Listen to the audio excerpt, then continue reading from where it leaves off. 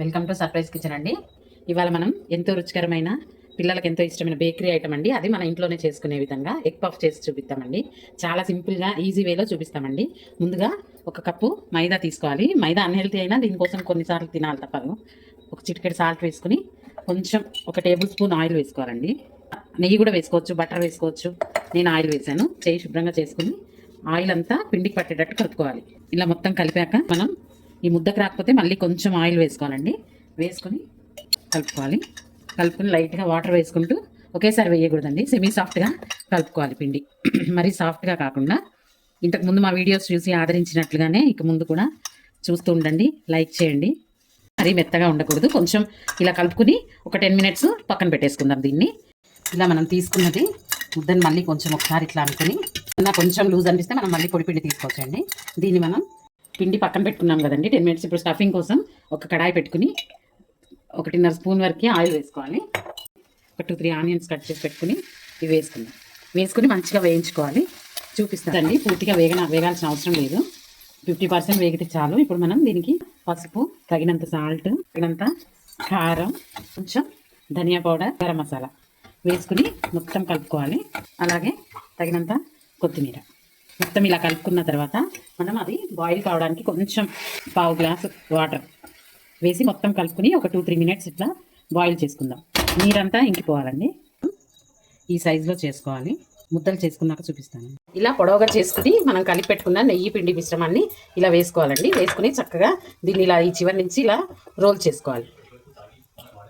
Role చేసుకుని ఇలా పెట్టుకుని మళ్ళీ కొంచెం పొడి పిండి వేసుకోవాలండి. డబల్ టైం మళ్ళీ మనం దీన్ని రోల్ చేసుకోవాలి. ఇలాగే పొడుగ్గా, ఎక్కువ వెడల్పు చేయకూడదండి. ఇలాగే చేసి మళ్ళీ దాన్ని ఇలా మళ్ళీ అలాగే పొడవుగా చేసుకోవాలి. చేసుకుని మళ్ళీ ఈ మిశ్రమాన్ని ఇలా మొత్తం అప్లై చేసుకోవాలండి. చేసుకుని మళ్ళీ రోల్ చేసుకోవాలి. డబల్ టైం ఇలా రోల్ చేసుకోవాలి. చూడండి, ఇలా అన్ని రోల్ చేసి పెట్టుకోవాలండి. డబల్ టైం ఇందాక చూపించినట్లుగా. ఇప్పుడు దీన్ని ఒక్కదాన్ని 2 పీసెస్ లాగా కట్ చేసుకోవాలి. ఒక్కొక్కదాన్ని చూడండి, ఇక్కడ మీకు లేయర్స్ కనిపిస్తున్నాయి కదా, ఇలా వస్తాయి లేయర్స్. దీన్ని మళ్ళీ మనం పఫ్ లాగా చేసుకొని చూపిస్తాను నేను. ఇవి ఇలా మనం పీసెస్ కట్ చేసుకున్న తర్వాత ఇలా నిలువుగా ఇలా ప్రెస్ చేసుకోవాలి. ప్రెస్ చేసుకుని పొడిపిండిలో డిప్ చేసుకొని మనం దాన్ని రోల్ చేసుకోవాలి. ఎక్కువ బలవంతంగా రోల్ చేయకూడదు. ఇట్లా సాఫ్ట్గా రోల్ చేసుకోవాలి. మనకి ఎగ్ సైజు సరిపోయేంత ఎగ్, దాని స్టఫింగ్ సరిపోయేంత పూరి పలచగొత్తుకోవాలండి. సాధ్యమైనంత వెడల్పుగా ప్రెస్ చేసుకున్న తర్వాత సమానంగా స్క్వేర్ షేప్లో ఎడ్జెస్ కట్ చేయాలి.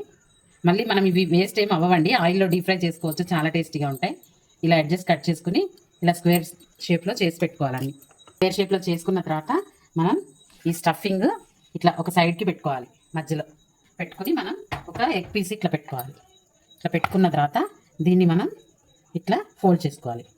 ఫోల్డ్ చేసుకునేటప్పుడు ఈ అంచులకి మనం వాటర్ అప్లై చేయాలి. స్టఫింగ్ ఊడిపోకుండా మనం ఇక్కడ వాటర్ అప్లై చేసి ఎడ్జెస్ ఇట్లా చేయాలి. ఇలా వాటర్ అప్లై చేసి ఇట్లా ప్రెస్ చేసుకోవాలి. ప్రెస్ చేసుకొని ఇట్లా మనం స్క్వేర్ అయినా చేసుకోవచ్చు, ట్రయాంగిల్ అయినా చేసుకోవచ్చు. అన్నీ రెడీ చేసి పెట్టుకోవాలి. మనం చేసి మనం డీప్ ఫ్రైకి ఆయిల్ పెట్టుకోవాలి. ఇలా అన్నీ రెడీ చేసి పెట్టుకోవాలి. చూడండి, మనం ఇలా తయారు చేసి పెట్టుకున్న పఫ్స్ ఉన్నాయి కదండి, మీడియం హీట్ చేసుకోవాలి. ఆయిల్ మెల్లగా ఆయిల్లో వేసుకోవాలి. మనం కడాయిలో ఎన్ని పడుతున్నాయో అన్నీ వేసుకోవాలండి. ఒక 2 వేసుకుని మంచిగా డీప్ ఫ్రై చేసుకోవాలి. వేసుకుంటే ఫ్రీగా ఉంటుంది. ఇలా వేయించుకోవాలి. 2 సైడ్ టర్న్ చేసుకుని గోల్డెన్ బ్రౌన్ వచ్చే వరకు ఇలా మనం ఆయిల్ వీటి మీద వేసుకోవాలండి. మంచిగా కాలుతాయి. ఇలా వేస్తూ కాల్చుకుని క్రిస్పీగా అవుతాయండి. ఇలా ఆయిల్ ఇలా వేస్తూ ఉండాలి. ఈ విధంగా ఆయిల్ ఎక్కువ వేడి కాకూడదండి. వేడైతే మొత్తం ఎర్రగా అయిపోతాయి ఒకేసారి. ఇలా వేయించుకోవాలి. 2 పక్కల ఒకేసారి కదిలించకూడదండి. కొంచెం వేడి అయ్యాక టర్న్ చేసుకోవాలి. వెంటనే టర్న్ చేస్తే ఊడిపోయే అవకాశం ఉంటుంది. మనం ఇలా వేయించుకున్నాం కదా, గోల్డెన్ బ్రౌన్ వచ్చే వరకు వేయించుకుని ఇలా తీసి సర్వింగ్ ప్లేట్లో తీసుకోవాలండి. ఎంతో టేస్టీగా ఉండే ఎగ్ పఫ్ మనం బేకరీ స్టైల్లోది ఇంట్లోనే చేసుకుని పిల్లలకి ఎంతో రుచికరంగా పెట్టచ్చండి. ఇలా మనం పచ్చిమిర్చి తుని ఇవి 2 కలిపి తింటే చాలా బాగుంటుంది. అంతేనండి. మా వీడియోస్ ఈ మధ్య లేనందుకు ఇలాగే సపోర్ట్ చేస్తూ ఎంకరేజ్ చేయండి. మంచి మంచి వీడియోస్ మీ ముందుకు వస్తాయండి. ఇంతేనండి. Thank you for watching. Please like, share and subscribe our channel.